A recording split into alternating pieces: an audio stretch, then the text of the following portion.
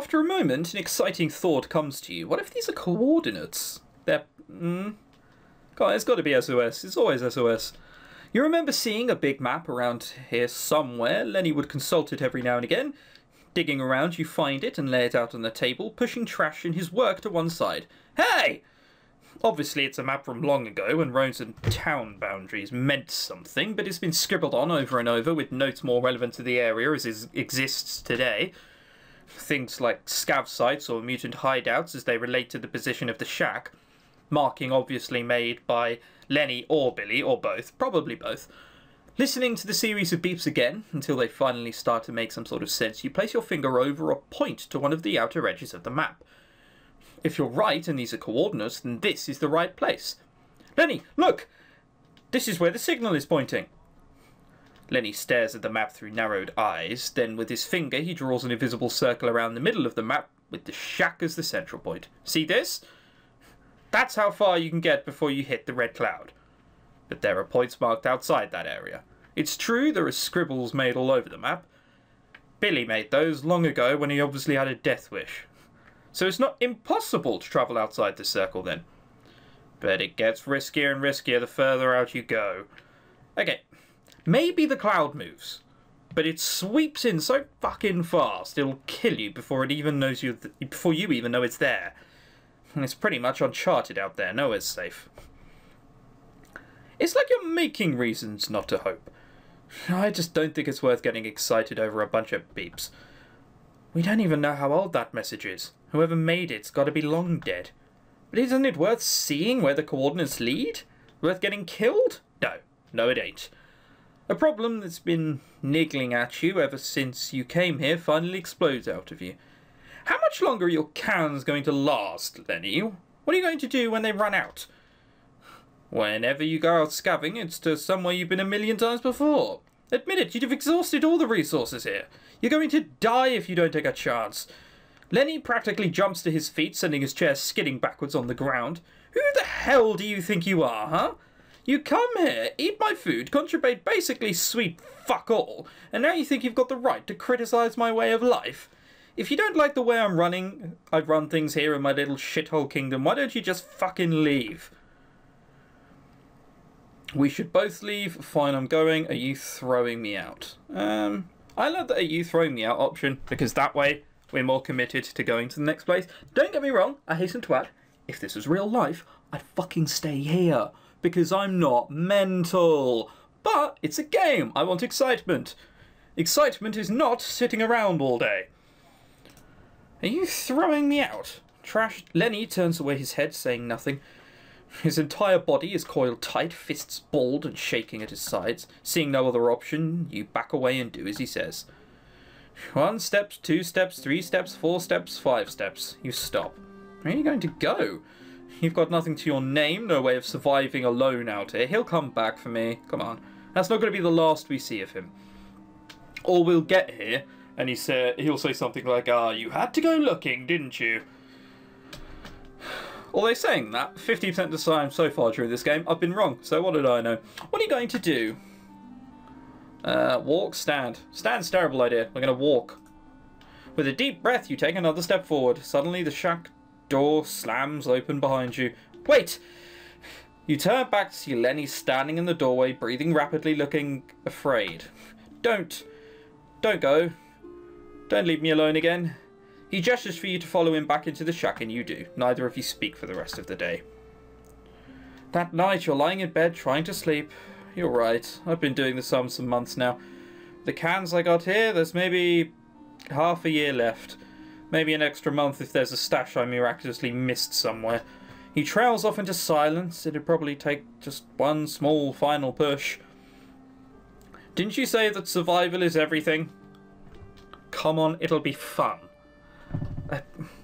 You can make the character incredibly dumb, I must admit. Don't you say the survival is everything? Yeah, I did say that. He gives a deep sigh. Okay, let's do it. That's the last thing he says that night. We're gonna go. Gotta wait for the speech bubble to arrive. There we go. But in the morning, the preparations begin. Together, you fill 2 backpacks with food cans and flasks of water. Lenny takes a long look at the map before tucking into the back of his jeans next to his gun. You work quickly. Maybe Lenny is trying to get things done before he has a chance to change his mind. That's always a bad idea. After all, it's a big, dangerous world beyond this shack. I know. Outside, the last of the red cloud has cleared up, and the sky is bright and clear. Fixing his goggles, fuck. Lenny sends you a grin. You ready for this? I was bored ready, as I'll ever be. Yeah, as ready as I'll ever be. Pessimist, optimist. Make the best of a piss-poor situation. Can't ask for much more than that. Well, let's go chase this radio signal, shall we? And it's like the simplest thing in the world, you head off. Though you don't miss the final, lingering look Lenny gives the shack. You want to tell him that it'll be fine. It's not like he's leaving forever, but the truth is, from now on, nothing is certain anymore. The plan is to head in a westerly direction, where you'll hopefully hit the ruins of an old town by sundown. The journey starts in relative silence, but the fresh air and open Have you ever been around someone when they said, oh, you should go out and get fresh air? Don't you just want to punch them in the face and remind them there's no such thing as fresh air? Come on. It's just colder air than the one in the room that you're currently in. Pricks. An open space feels good enough to override any feelings of doubt and worry, at least for now, and eventually the conversation picks up. Trash is very animated, talking about anything and everything that comes to mind. For your part, you try but are too preoccupied. Middle of the road. You try but are too occupied. After all, there's a lot to worry about. Lenny must be feeling the pressure too, but apparently his way of dealing is to talk and talk and talk and talk. Hey, so I have a question. What's a butterfly? I mean, I've heard the word, but I don't know what it means. Some kind of animal, right? Yep. Pretty much. No way to know two ways about it. They were tiny insects with beautiful wings. Oh, they were these fearsome creatures. Okay, so I don't like butterflies, but that doesn't appear to be that option. They were bugs, let's put it that way. They were bugs with wings. I assume she's going to go into it more than that. They were bugs. Oh, like roaches? No, not like roaches. He doesn't look like he gets it. So, what's a trout?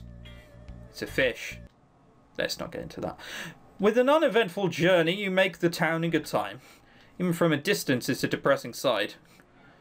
But up close, walking through the abandoned streets, passing through the crumbling buildings, it's so much worse. People lived here. Once a whole bustling town full of office workers and truck drivers and school children who had no idea of what was to come. And then, probably again afterwards, a community of survivors scraping by in the ruins. And now it's nothing, empty and dead. Now, back when me and Billy used to come here, I think that is supposed to say I, isn't it? Billy and I. Because back when I used to come here to trade, yeah, USC, see. Back when Billy and me used to come here to trade, there was always a drinking going on at the water barrel. The water barrel? Trash. Lenny gestures. You see an old building with the letters water barrel affixed above the door. He heads inside and you follow. It was obviously once a bar. Now, I'm not going to say that again, this is a bit silly. But come on. There is a guy pulling a pint there. There's no rubble, there's no crumble. The lights are still fucking working. Here, all along, here.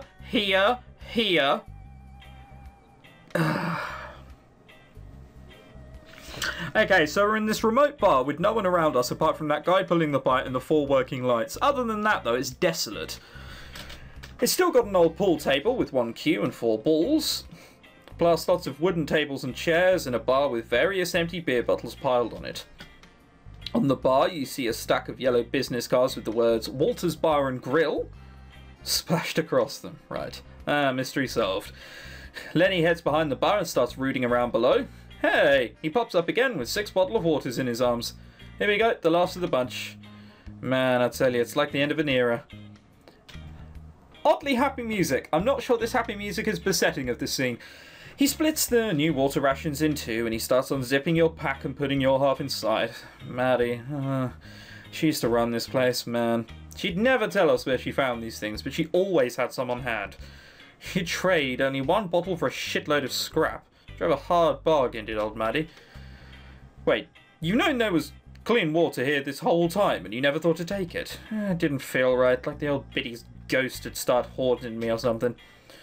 And she was already scary looking with this crazy frizzy red hair and a mean stink eye.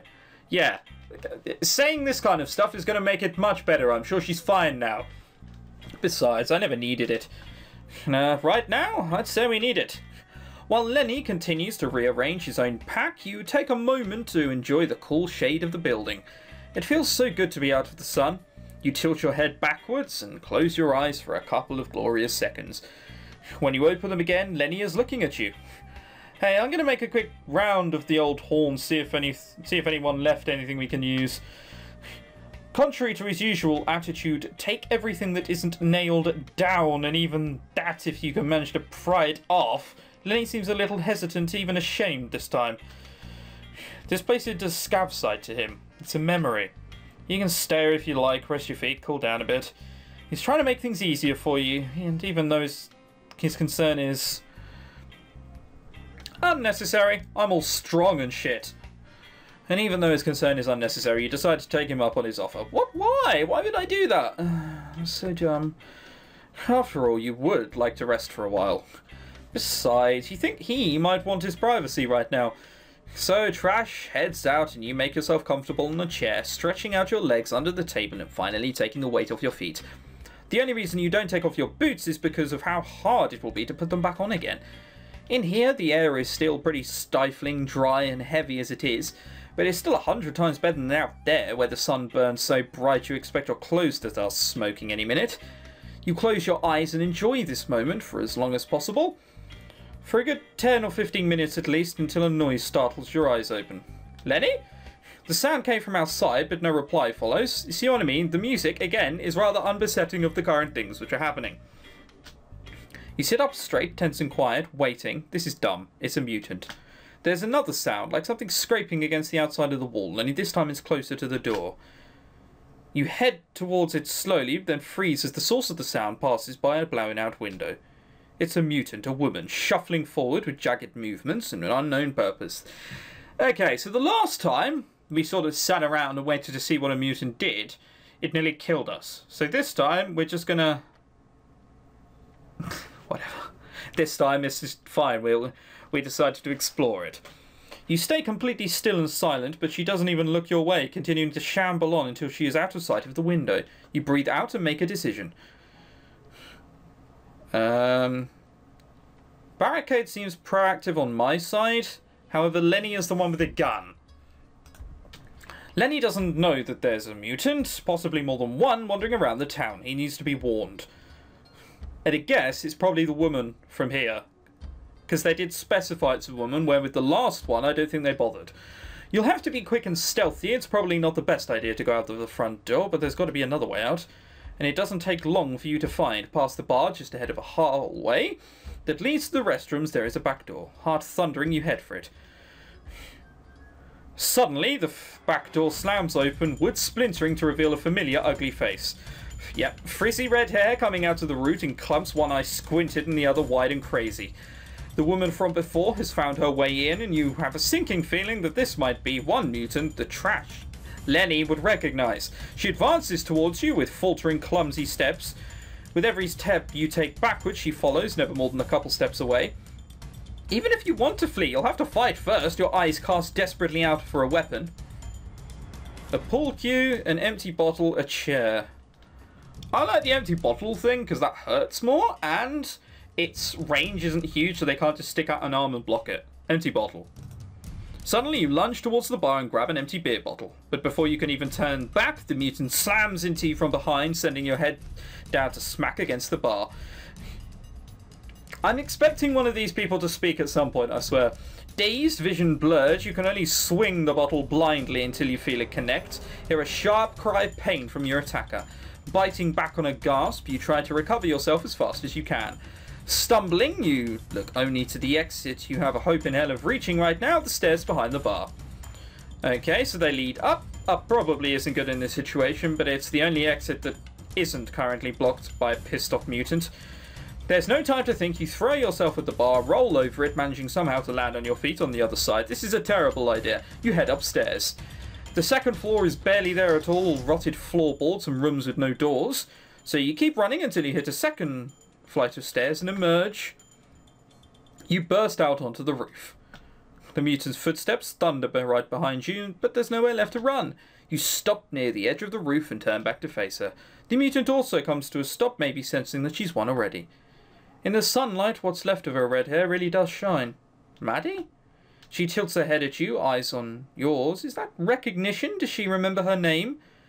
Then she takes another lumbering step forward, and you realise no, there's only hunger left. You glance back at the drop below, jumping from this height. Well, you'd be lucky only to break your legs. Too high to be an escape route, maybe just high enough to be a weapon? You turn back to face the mutant. She's coiled like an animal ready to strike. Maddie. It's you or me. You ever wanted to fly? I don't want to do this. Let's be compassionate. Let's see. I don't want to do this. Just the thought of what is about to happen makes you sick. Against all logic, you somehow hope that she'll give up and walk away. With a howl, the mutant leaps forward and rushes at you. You stand your ground until the last possible moment, then throw yourself to the side, landing painfully on your arms. But it's your attacker who gets the worst of it, hurtling right past you and over the edge of the roof. The thud from below is sickening. When you gather the courage to look down there, you see her lying motionless on the road below. She landed badly, all twisted limbs, and God, the blood, it was a fatal fall. Taking deep, shuddering breaths, you turn back and head inside. Back down in the bar, you pull up a chair and ease your aching body down into it. That's the second time you've killed. It might have been easier this time. The adrenaline drains very quickly and you lower your head to the table. Closing your eyes just for a moment feels so good. Whoa, taking a nap, are we? Jeez, it's alright for some. You look up as Lenny saunters in. He obviously hasn't passed the mutant's body on the way back up. His teasing grin soon disappears once he takes a look in your eyes, then your injuries. What the fuck happened? Make a joke, be blunt, break down. Be blunt's the only way to be here. There was a mutant, I think it was Maddie, she attacked me. Are you fucking kidding me? She's dead now, I took care of her. Lenny spins away and heads behind the bar. There should be a med kit back here somewhere or something. He begins rummaging loudly and clumsily like he can barely focus. Shit, just wait, hang on. Where's the fucking shit? I really fucked up. How many years have I been doing this and I just left you alone without even checking? He slams his fist down in the bar. Damn it! Oh, here it is. Grabbing the first aid box and bringing it over to your table, Lenny starts tending to your wounds. Let him do it yourself. Let him be dumb not to. Thank you. And don't mention it. After you've been disinfected and bandaged, Lenny starts looking a little less tense. So the bad news is I didn't find any food. The good news is I did find a pretty decent place to sleep. I mean, it ain't the shack, but it's safe, more or less. Trash leads you over to a mostly intact building a few blocks away. The windows have been boarded up, so it was obviously used as shelter back when the town had people living in it. The sunlight is beginning to fade, and you hurry inside. It's got a kind of charm, don't you think? I mean, if by charm you mean a huge, massive, sickening lack of it, then yeah, sure. It's full of it.